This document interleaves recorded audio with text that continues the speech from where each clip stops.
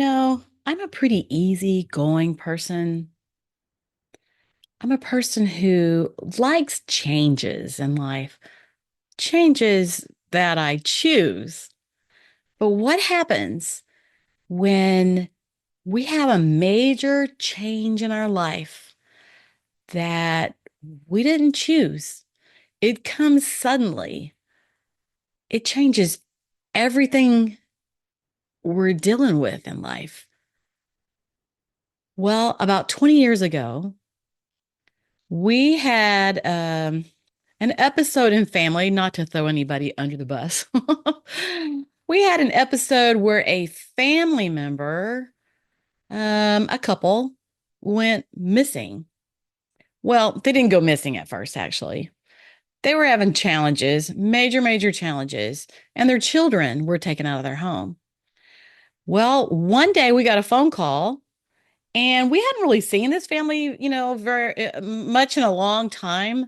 They didn't come to family get-togethers and that kind of thing. So we really hadn't seen them that much. They had two big kids and in their late teens or 20s and two small kids. We hadn't seen them. One day we get a call and it's from DFAX.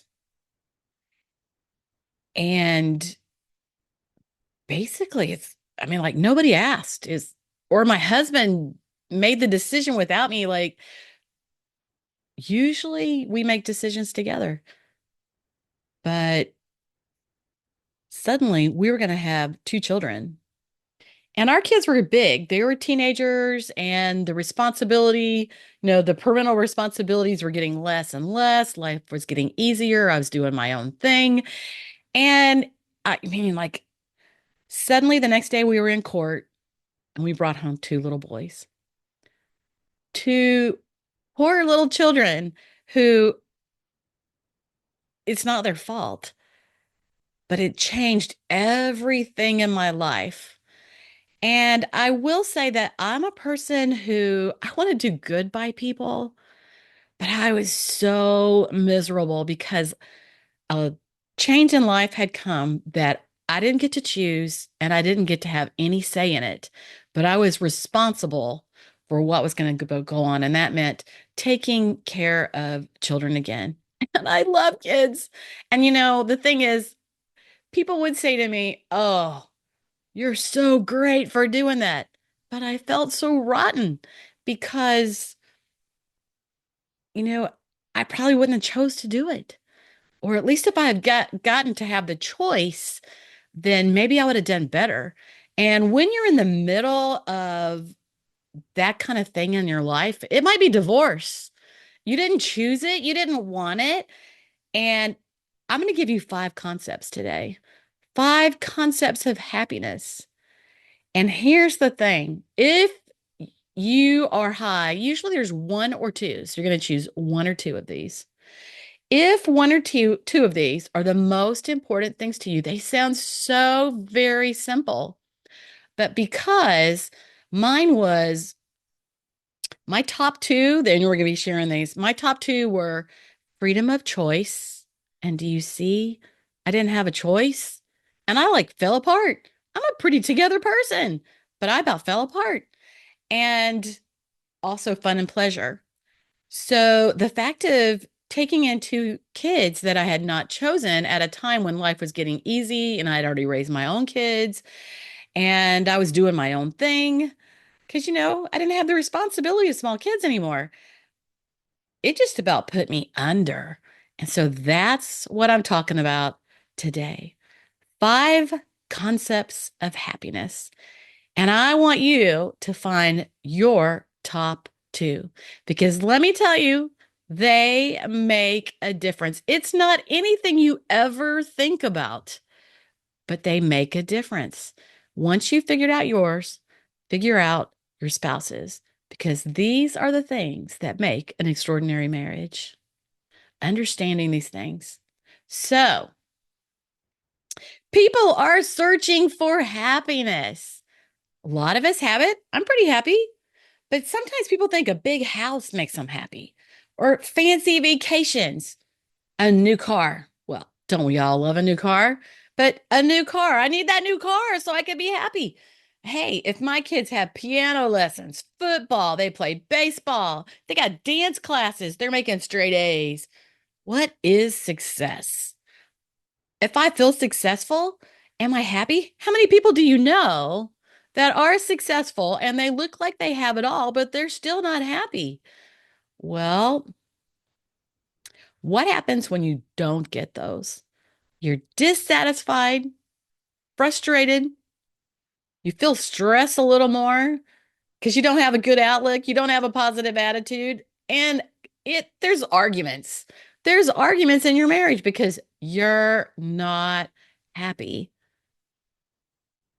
I believe our faith makes a difference. Something bigger than me, something bigger than me. Believing in God, believing in Jesus. I believe that thankfulness and having a thankful heart makes a difference. Are you always looking at what you don't have? Or do you at what you do have and you're truly thankful? The more thankful you are, I believe it just grows your energy. I believe those behavior styles that I'm always talking about. People have different needs and different temperaments, and this has to do with how people get along. But what about happiness? Five concepts of happiness. What would make you cry if you didn't have it anymore? Now, you're probably thinking about, oh, my piano, or that vacation I take every year, or my spouse. Would that make you cry if you didn't have your spouse anymore? What would make you cry? Maybe it's your job. You love your job. What would make you cry if you didn't have it anymore? Well, actually, here are the five things we're looking at today. The first one would be love and belonging. And I'm going to explain each one of these. Two is freedom and choice. Would you cry if you didn't have freedom and choice? That was my problem. I didn't have the freedom to choose. I didn't get to choose. I mean, I am the person who makes a lot of decisions in my marriage because that matters to me so much. So I kind of see that. It keeps me happy if I get to make the choices and my husband lets me do that. But number three is safety and security. Number four is power and achievement. Yeah, you know who you are. You got to have achievement. You got to have it going on. And when you got it going on, you're happy. And the fifth one is fun and pleasure. Fun and pleasure. All right, that's the five. So, first, we're going to look at love and belonging. And, we all think, well, we all like to feel like we're loved and we belong somewhere. But some people, it's their top thing. It's the most important thing to them. These folks they may not speak up for themselves. They need to feel appreciated, accepted. They need affection. It's kind of like those love languages. You could kind of think about those love languages. What do you need in the love languages? They find their love and belonging in their family group, in their marriage. Now, I have gangs on here. You're thinking, gangs? Yeah. Kids who have no parents caring about them, watching over them, caring for them, they find their love and belonging, if that's their top thing they need, in a gang. They protect each other. Yeah. You wouldn't think that would be true, would you? How about work groups? Love and belonging. You're a part of a big group of people that work together. Social community. Sometimes people are looking for their love and belonging on social media because there's a community of people and they don't hang around with real people. Love and belonging in athletics, in church groups. People need love and belonging. That's not one of my top ones, but I definitely need those things. But if it's your top one, it's important. Nicholas Sparks is the creator of The Notebook. And he says the best love is the kind that awakens the soul, that makes us reach for more, that plants the fire in our heart and brings peace to our minds. And that's what I hope to give you forever. And if you saw The Notebook, you probably agree. Yeah, that was an awesome movie. It made you feel, didn't it? One of my favorite Bible verses is love is patient, love is kind. It does not envy and it does not boast and it's not proud. It's not rude. It's not self seeking and it's not easily angered. It keeps no records of wrongs. Love does not delight in evil, but rejoices with the truth. It always protects, always trusts, always hope, always perseveres. Love never fails. Is your top one love and belonging? Hopefully, you've written those down. If you could, you might be driving and you can't. You can always come back and look at this again. Freedom, in any case, is only possible by constantly struggling for it. And that's Albert Einstein. What happens if you're restricted? We're going to the next one. If you're restricted, if you're suppressed, if you're obligated, if you're pressured, what happens if life is about choices? Some we regret, some we're proud, and some that haunt us forever. The message: we are what we decide to be. And Graham Brown says that. Let's get back to Albert Einstein. Freedom, in any case, is only possible by constantly struggling. Hey, that goes with our country. It goes sometimes in our marriage if we need to have freedom. It goes for kids. Strong minded kids struggle for that freedom if it's important to them. That brings us to number two, which is freedom of choice. Can you see what I just talked about in that? Freedom of choice. Freedom is the power or the right to act, speak, and think as one wants without hindrance or restraint. You know, in America, we have freedom of speech, and that's a very important thing. And you could say something that's great, or you could say something that's not great, but we have freedom of speech. I am a person who needs freedom to make my choices, what I want to do. Two, choice is the act of choosing between two or more. Some people have trouble making choices, but if your top uh, happiness concept is freedom of choice, as in my story at the beginning, you know, if you don't get to make a choice and you're obligated to do something, it really kind of takes you down, makes you miserable. You are a product of your choices. Do things your way, opinionated, like to make decisions, strong-minded. Does that describe you? Some of these things kind of go into the personality styles too, but does that describe you? So that's number two on the concepts of happiness. It's our choices that show that we truly are far more than our abilities. J.K. Rowling. Well, I have a few more to share with you, but I want to share with you my starter kit. It's my marriage starter kit. And if you're having a few challenges in your marriage, it doesn't have to be big ones. Sometimes we should look for answers before they get big. If your spouse is not listening to you, try my free 5-day challenge. It's Honey, Listen Up. Or how to shower your spouse with extraordinary confidence and love. It's a short webinar that you can watch, and it helps you overcome those challenges. You know, when you're not showering your spouse with confidence and love. Yeah. And then also 7 powerful practices for an extraordinary marriage. 7 simple things that help you practice for a better marriage. And I have conversation starters worksheet. You know, people who don't talk a lot, who aren't very open and just don't have a lot of conversations, it's important for married couples to talk, have conversations, find things in common. And if you don't grow together, you will grow apart. So grab my marriage starter kit. It is on my website and probably in this podcast, the podcast notes on this.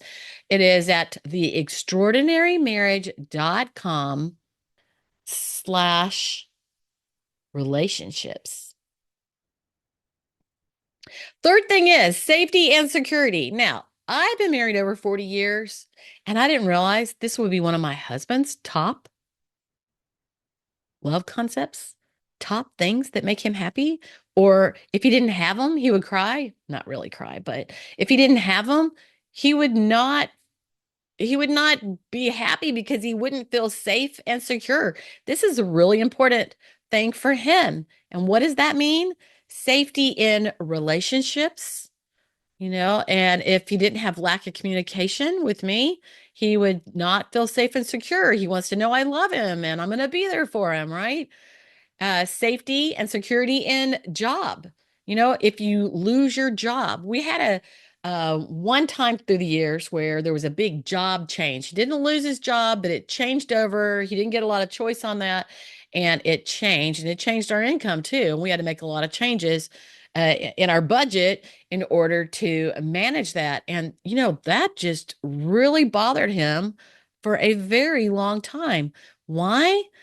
Because just like me and that freedom of choice and that time in our lives where we had to take on kids for a couple years that we didn't have warning or get to think or decide on, that change in job, you know, changed his perspective and he's really easygoing. How about title, safety and security? You have a title and that makes you feel like you're somebody. Your income, you need to make sure you have shelter, safety, usually dislike change. Now, this goes to the personality styles, behavior styles. People who need safety and security usually don't like change because they like things to stay the same. It feels good. They know what to expect, and they don't usually like change. What is security? It's a good home life. It's I can't talk. Secure job. It's stability. Freedom from worry. May your choices reflect your hope and not your fear. Nelson Mandela. All right, so these things are one piece of the puzzle. Happiness is one piece of the puzzle. We also need great communication. And that's what I teach all the time. Great communication is moving past the disconnect because when you're not connecting, you're not communicating. When you're not communicating, you're not connecting. Anybody that sound familiar? Understand one another's needs. What does my spouse need from me? What is its top needs? And what are my needs? Your spouse has got to understand your needs and you've got to be able to communicate those. Through communication styles, personality styles, you learn to appreciate one another's strengths. But all of this, like the happiness concept today, is one piece of that puzzle. Personalities is one piece of that puzzle. And all of your life's experiences, all those habits you have, that's another piece of the puzzle. Well, number 4, power and achievement. Power and achievement's kind of easy. This also, a lot of people with a particular personality style have this. They are direct and driven. They need that powerful position. They need to be working on achievement or they're bored and unhappy. So if they lost their title or position, their place of influence, if their achievements, everything they'd ever done was erased right in front of them, remember, it's who you are, not what you do. Often, this particular behavior style who needs power and achievement, they are task focused. I can't talk. Sorry. Task focused. They love a challenge. They like name brand products because this creates clout. I am somebody because I'm carrying that Coach purse, or I am somebody because I'm wearing, I don't know, I don't even know brand names of fancy suits for men, but maybe chaps. I am somebody because I drive a Lexus or a Cadillac or what's that car, Tesla that Elon Musk has. They like their name on the door. They like to have a title. They are an important person. They keep track of their achievements. And guess what? They go the extra mile. This is a particular behavior style. This is what I teach. Does this sound like you? Does this sound like your spouse? Well, there's pros and cons from every particular style, but this style needs that achievement. They need that achievement. They also have trouble turning off work. That means they're a workaholic, right? Power and achievement. Power is neither good nor evil, but it's the user that makes the difference. Achievement seems to be connected with action. Successful men and women keep moving. They make mistakes, but they don't quit. That's from Conrad Hilton. It's the ones that are against you that believe in your power the most. I like that one. It's the ones that are against you that believe in your power the most. Power and achievement. Is that something you need to feel your best, to feel happy, to feel like somebody? Well, the fifth one is fun and pleasure. Now, this happens to be one of mine. And whenever I first saw that I had it, I had been a sales director with Mary Kay for many years. And I felt kind of like shallow when it's like fun and pleasure. That kind of sounds shallow. But then I started to realize that as a Mary Kay sales director, I helped other women achieve and grow in their own business. And you know what I loved about that position was helping other people.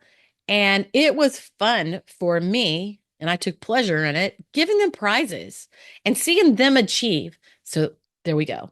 I'm not shallow. But fun and pleasure, my philosophy is if you can't have fun, there's no sense in doing it. And that's from Paul Walker. But you know what? That's mine too. If you can't have fun, there's no use in doing it. And if you have a positive attitude and a passion and you believe in what you're doing, you're going to have some fun doing it. Life's too short to worry about stupid things. Have fun, regret nothing, and don't let people bring you down. That's anonymous. In any investment, you expect to have fun and make money. That's Michael Jordan. What a funny thing. In any investment, you expect to have fun and make money. You know what? I think people are an investment. I think family is an investment. I think marriage, pouring into, loving one another, supporting one another, that's an investment. Two things in life that motivate you: the fear of pain and the desire for pleasure. The fear of pain and the desire of pleasure. Yeah, fun and pleasure. Is that one of yours? And it just means you're probably scheduling short vacations all through the year or date night or something for you and your spouse to do and have fun. Fun and pleasure. Their fear is of having no fun, no leisure time, no adventures or excitement. What things bring you pleasure? For me, family, friends, having a purpose, what I'm doing here today, reading a book, music, dancing, people, learning new things, cars. What brings you pleasure? For me, like I said, it's giving a helpful hand, giving gifts, encouraging others, cooking for someone, working in the garden, or camping might be some of those things that you like to do. What gives you pleasure? We're all different. So for me, fun and pleasure, a little bit of adventure, we got a new camper. And so going on a camping trip, going on a cruise, uh, planning a fun party for somebody and them being surprised about it, fun and pleasure. So let's review. There were five. Did you get to write them down? Which two were your top ones? Love and belonging. Two, freedom and choice. Three, safety and security. That was my husband's. Four, power and achievement. Five, fun and pleasure. Well, like I said in the story at the beginning of this, freedom and choice is one of my top ones, and fun and pleasure. And I think those two for me would go hand in hand. One would not really be above the other because, I got to be able to make choices in my life and I got to have the freedom to do that. And I need that fun and pleasure. So what were your top?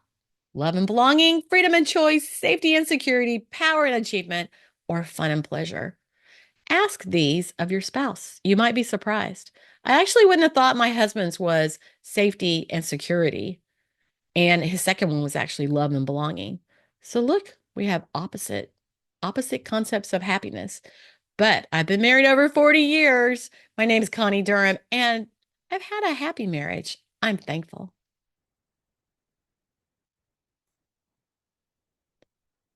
Next month, we're going to be sharing the 5 needs every couple needs to build a firm foundation of love and romance in their marriage.